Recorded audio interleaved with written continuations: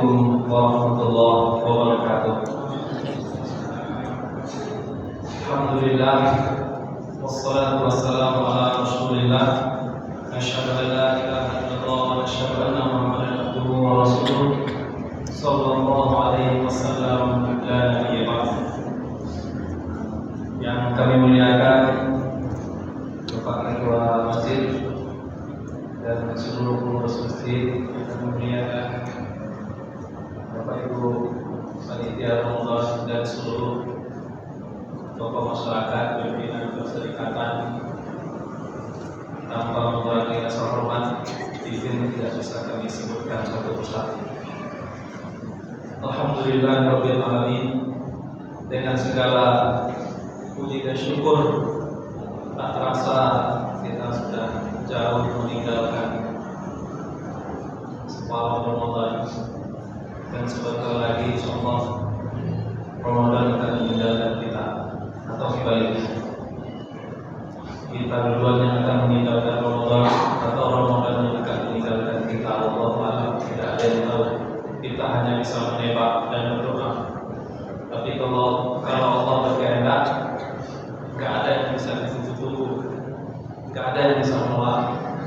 Dan itu kita berdoa kepada Allah, semoga sisa Ramadan ini bisa kita jalani dengan maksimal, sehingga Ramadan ini betul-betul menjadi ajang penghapus dosa bagi kita yang sudah berlalu, sehingga Ramadan ini menjadi momentum untuk membawa kita kembali kepada fitri ketika lahir nanti di awal Syawal.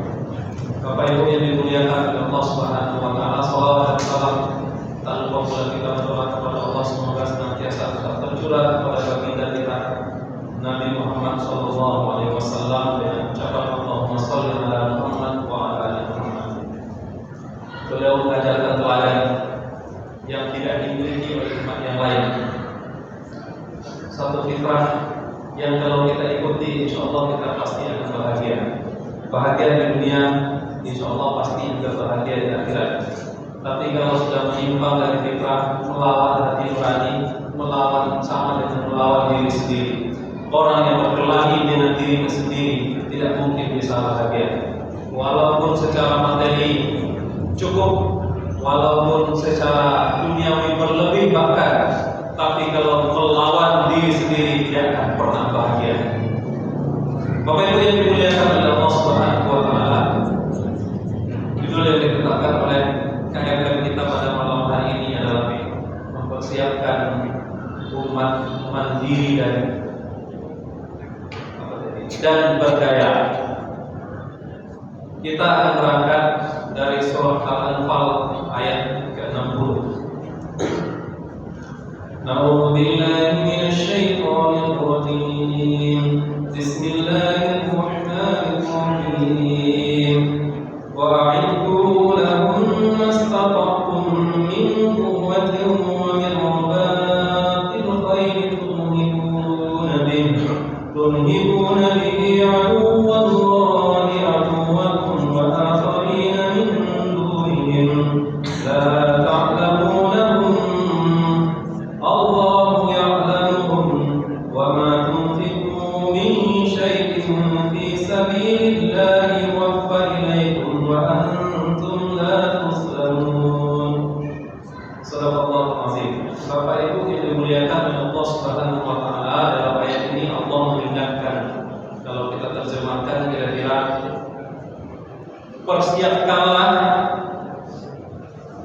persiapkan diri kita dan seluruh yang kita miliki untuk menghadapi mereka. Apa yang kamu mampu, semampu atau bukan semampu ala kadarnya, tapi sekuat tenaga, sebisanya yang kita upayakan, berupa kekuatan yang kamu miliki dan pasukan berkuda. Kalau hari ini tidak lagi pasukan berkuda, tetapi dengan semua peralatan tempurnya. Dengannya persiapan itu kamu membuatkan takut Allah, musuh kamu dan orang-orang selain mereka yang kamu tidak mengetahuinya. Tetapi Allah mengetahuinya. Apapun yang kamu infakkan di jalan Allah, niscaya akan dibalas secara penuh kepadamu, sedangkan kamu tidak akan dizalimi oleh Allah Subhanahu wa Ta'ala. Bapak Ibu yang dimuliakan oleh Allah Subhanahu wa Ta'ala, Kalau kita berangkat dari ayat ini, Allah Subhanahu wa taala ingin mengingatkan kepada kita bahwa kalau kita mau berdaya, bahwa kalau kita mau yang mau mandiri dan mau berdaya, itu tidak bisa hanya dengan berdoa dan beribadah di masjid dan di tempat sujud kita saja. Tetapi untuk mandiri dan berdaya harus mempersiapkan semua hal yang orientasinya adalah untuk membawa kemandirian umat ini dan memberdayakan umat ini agar menjadi kekuatan yang maha dahsyat. Bapak Ibu yang dimuliakan oleh Allah Subhanahu wa taala, kalau kita lihat sejarah, tidak ada sejarahnya pasukan yang menang dengan cara simsalabim, itu tidak ada. Kalau kita lihat hari ini bagaimana eskalasi perpolitikan dunia, itu mustahil kalau hanya dengan lantunan doa-doa dan hanya kita duduk di tempat sujud kita. Nanti kita lihat bagaimana Rasulullah mempersiapkan. Bapak Ibu yang dimuliakan oleh Allah Subhanahu wa taala, retorika demi retorika diungkapkan oleh pembesar-pembesar dunia, tetapi semuanya itu hanya retorika belaka, hanya berlaku sebelah pihak. Kalau yang terzalimi itu adalah, kalau yang terganggu adalah kepentingan mereka, lalu mereka berteriak kemana-mana. Tetapi kalau kita yang terganggu, bodoh amat. Silakan dilihat bagaimana eskalasi perpolitikan dunia hari ini. Maka tidak mungkin untuk menyiapkan bangsa ini menjadi bangsa yang besar, umat ini menjadi umat yang besar, agama ini menjadi agama yang berdaya, disegani kalau hanya mengandalkan doa-doa kita saja tanpa melakukan upaya-upaya lain selain doa. Bapak Ibu yang dimuliakan oleh Allah Subhanahu wa taala, sekarang kita lihat bagaimana Rasulullah SAW bisa kemudian menjadi presiden di Madinah, kemudian mengembangkan negara itu menjadi sebuah negara yang adidaya, berkembang kemana-mana sampai ke zaman Khalifah Rashidin, sampai ke zaman pemerintahan yang dipimpin oleh pemerintahan setelah itu, atau daulah-daulah setelah masa Khulafaur Rasyidin. Itu tidak bisa terjadi hanya dengan berdoa dan berdoa semata, tetapi harus mempersiapkan segala hal. Kita lihat bagaimana Rasulullah SAW mempersiapkannya. Begitu Rasulullah SAW pindah ke Madinah, nanti akan kita, karena waktu kita tidak panjang, mungkin kita akan sampaikan secara singkat. Dan ini juga yang ditiru oleh Kiai Dahlan. Bagaimana Kiai Dahlan mempersiapkan bangsa ini, bangsa Indonesia ini, pada akhirnya nanti kalau kita lihat perjuangan beliau itu membah. Saya sering katakan tidak berlebihan kalau kita katakan kalau seandainya dulu Kiai Haji Ahmad Dahlan tidak memperjuangkan apa yang diperjuangkan oleh beliau yang kita hari ini kenal dengan Muhammadiyah, bisa saja Indonesia merdeka tidak secepat itu. Karena tokoh-tokoh awal kemerdekaan kita tahu bagaimana perjuangan dan seterusnya. Kita akan melihat bahwa untuk mendapatkan kejayaan itu, kemandirian itu, dan kedikdayaan itu mesti diperjuangkan dengan strategi yang matang. Begitu Rasulullah SAW pindah ke Madinah, yang beliau lakukan pertama tentunya membangun spiritual umat. Jadi yang pertama mesti kita siapkan untuk membuat umat ini mandiri dan berdaya. Yang pertama tentunya menguatkan akidahnya. Itu tentu sudah tidak ada lagi perdebatan di antara kita. Itu satu poin. Yang kedua, Rasulullah menyiapkan ekonominya dengan baik. Ini yang kadang-kadang kita sering lupa. Bapak Ibu yang dimuliakan oleh Allah Subhanahu wa taala. Pertama kali Rasulullah sampai di Madinah, beliau bangun masjid. Tapi setelah itu kita perlu ingat, beliau membangun pasar luasnya 5 hektar. Pasar ini yang pada akhirnya nanti membawa kemajuan ekonomi bagi umat Islam. Dan kalau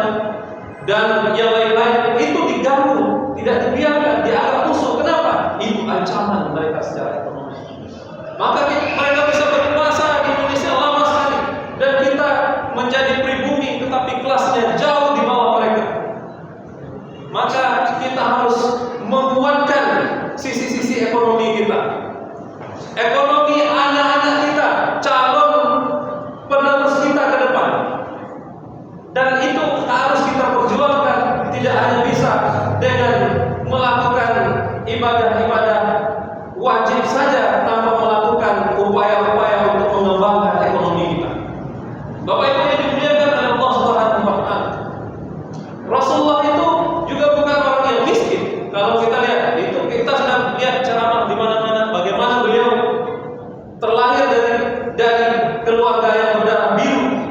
Kita tahu Kiai Dahlan juga terlahir dari keluarga yang berdarah biru. Selain beliau dikuatkan secara akidah oleh orang tuanya, karena memang orang tuanya adalah penghulu di keraton, di masjid keraton, beliau sendiri juga adalah ulama. Ayahnya ulama, beliau ulama. Tetapi kalau kita lihat bagaimana Kiai Dahlan meniru perjuangan Rasulullah SAW, setelah akidah beliau juga perjuangkan ekonomi. Di tengah zaman yang waktu itu menuntut, kalau kita baca sejarah Kiai Dahlan, Bapak Ibu, kita akan melihat bagaimana di zaman itu para kiai itu menerima infak, menerima sedekah, menerima zakat dari para jemaahnya. Kiai Dahlan sendiri menolak. Kiai Dahlan tidak mau menerima zakat, tidak mau menerima infak, karena bagi Kiai Dahlan, kiai itu, tokoh agama itu, orang alim itu mestinya tangannya di atas bukan di bawah.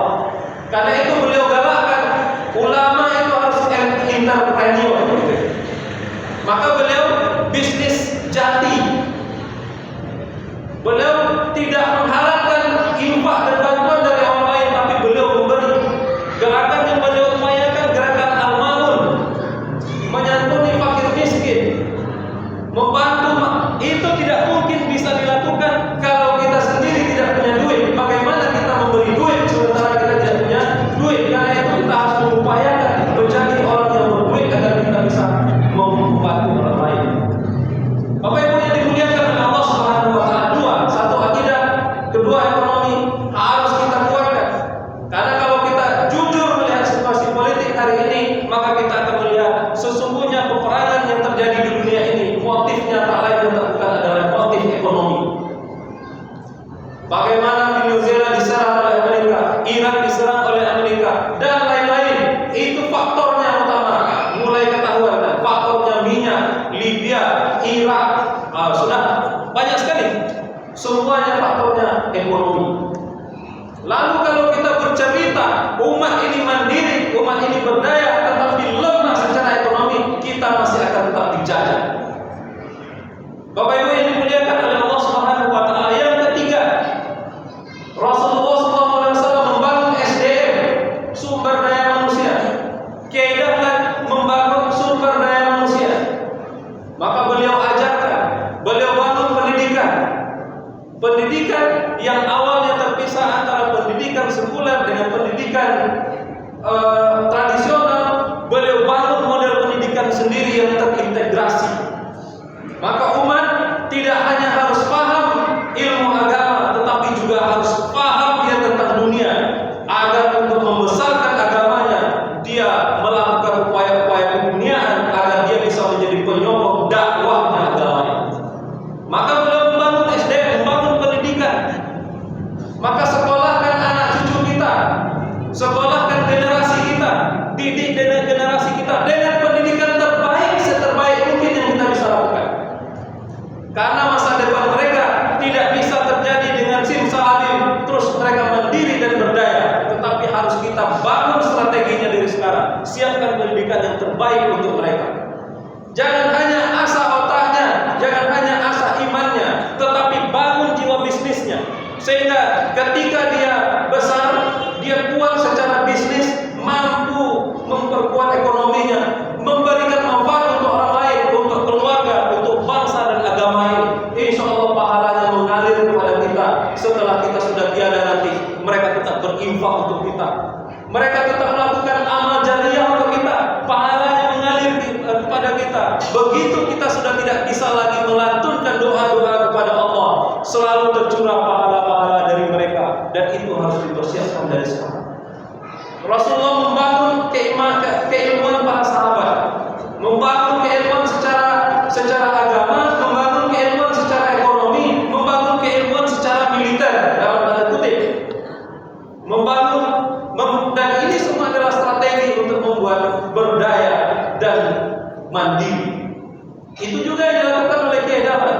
Beliau bangun pendidikan, beliau bangun dan seterusnya. Kalau kita lihat mulai masuk berpikir ke rumah sakit, maka Kiai Dahlan katakan, kalau satu perkataan yang mungkin waktu itu sederhana kalimatnya tapi tidak terfikirkan oleh orang lain, beliau panggil para wanita, beliau panggil ibu-ibu itu, Ini ibu-ibu, waktu itu orang belum terpikir, dipanggil oleh Kiai Dahlan. Ibu-ibu semuanya, anak-anakku sekalian yang perempuan. Sekarang saya bertanya, gimana kalau seandainya ibu-ibu semua ini, anak-anak saya ini yang perempuan, aurat kalian dilihat oleh yang non-muhrim, kalian gimana kira-kira perasaan?